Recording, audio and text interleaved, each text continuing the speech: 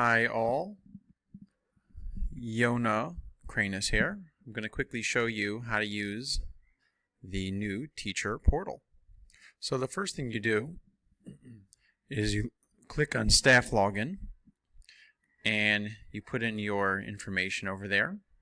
Once you put in your information, you click sign in. Your information is your Yeshiva Flatbush email address, right? _te@flatbush.org and the password that you created. When you're done, you click sign in. Once you sign in, you're going to be able to see your classes over here. If you don't like what appears over here, you could actually really easily change the name. All you have to do is you click right where your name is, that little drop down, and you go to settings.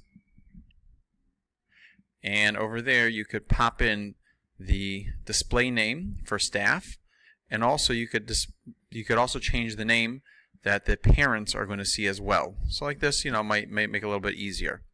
Right, so we're going to go back to home and we're going to select one of our grade books. Right, so Gemara 7404. We're going to go in and wait a second or two for it to load. And we're going to first discuss the menu over here on the side, right? So if you click over here on the side, you'll see the menu.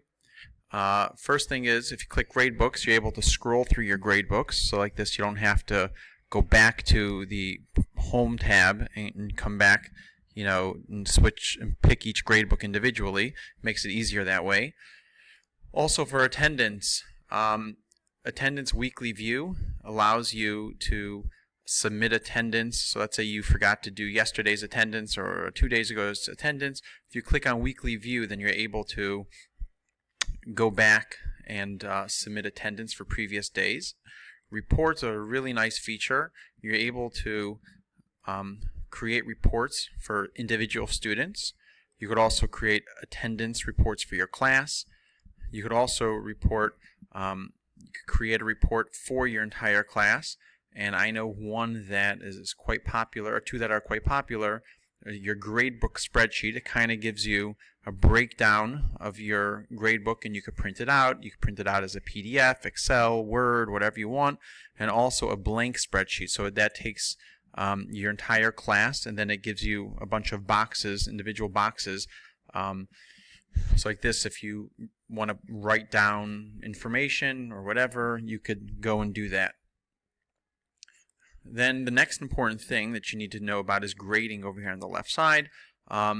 You should create a weighting system, right? So you want to know if you're going to convert scores to a percentage before calculating. So meaning to say, if you like to give tests out of 10 or quizzes out of 10, and you want to give an 8 out of 10, so that should be an 80, or 14 out of 15, or whatever that is. Weight columns, right? If you want to weight each column to be a separate amount, meaning to say certain tests. Let's say you give 2 tests, so one test is weighted a certain way, and the other test is weighted double. So that's what you need to select, the weighted columns if you want to select, if you would like to set that up. And also then weighted categories. You could also weight each one of your categories. So for me, I do classwork 20%, and you just double click over there, you see, and then I have my tests are 50%. You hit OK, right? And then you have my quizzes for my class are 30%. And there you go. You're ready to go. And it's telling me to save and recalculate, right? Okay, you could also, in that same area where we're grading, you're also able to drop scores, drop the lowest score for specific tests. So it's quite powerful. Then in Tools, you're going to be able to remove columns. A column is another way for saying, a test or some sort of assignment that you give. Also then settings, You have general settings, which basically allows you to exceed maximum score. So let's say you have to give a test out of 100, but you allow children to receive grades higher than 100. It's like 105, so you need to allow that. Also, you can have that when you hit enter, the key goes down or to the right, meaning it goes down to the next student, or it goes right across, horizontally. Number of decimal places to use if you want it to be rounded up, or 1 or 2. Also, there's one of the issues that we have is in this gradebook is that it takes a long time to get up and running. So since it takes such a long time to load, Turbo might work better for some people.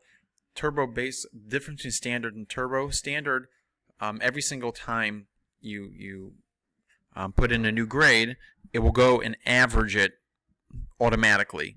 The issue is that every single, that takes time. So you might want to have Turbo enabled, and like this, the averages will only calculate once you tell it to calculate. Right, and you could also, if it's really annoying you with the speed of the, how the loading speed of the gradebook is annoying to you, you're also able to enable how many days you display. This isn't going to delete anything. It's just going to, you're only requesting how many days you want to see. You could say 1 day, 10 days. You could even, if you click on that, double click there, you could even specify, I only want 7 days or 22 days, whatever it is that you want to do. Okay, I'm going to hit save. And then the last thing under settings is something called, I'm going to give it a second here, it's called view settings. Right, so you could also change the view settings, meaning how you see things.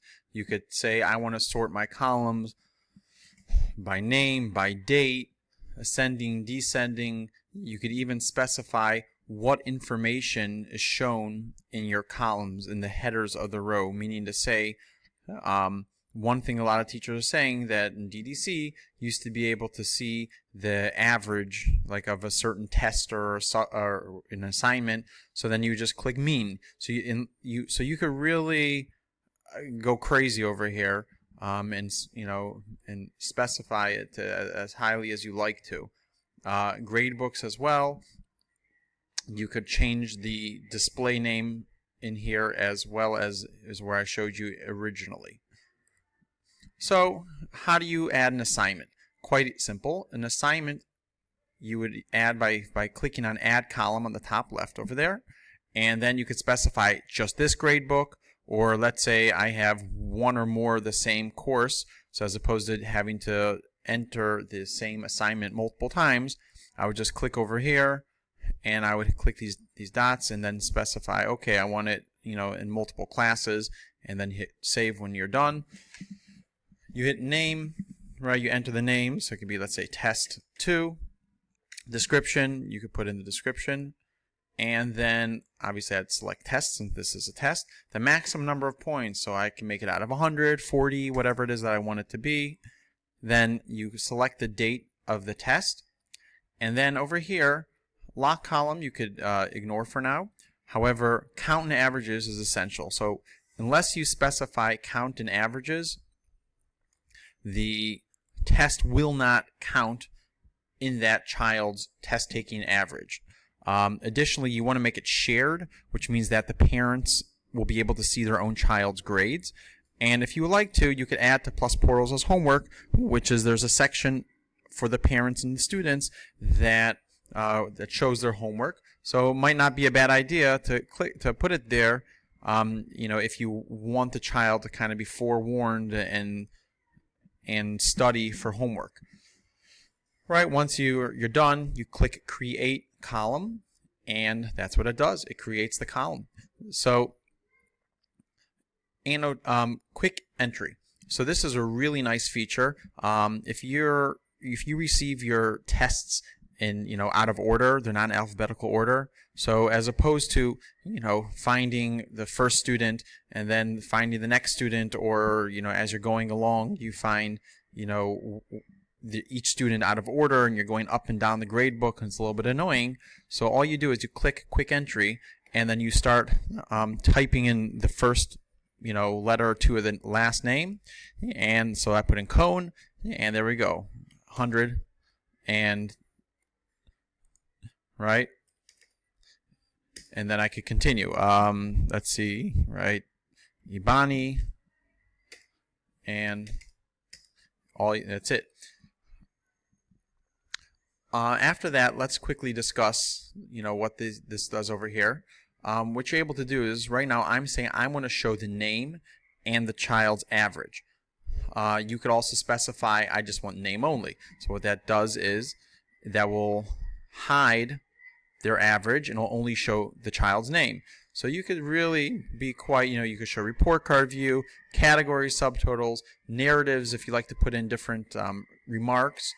I personally like name and average. That's my preference.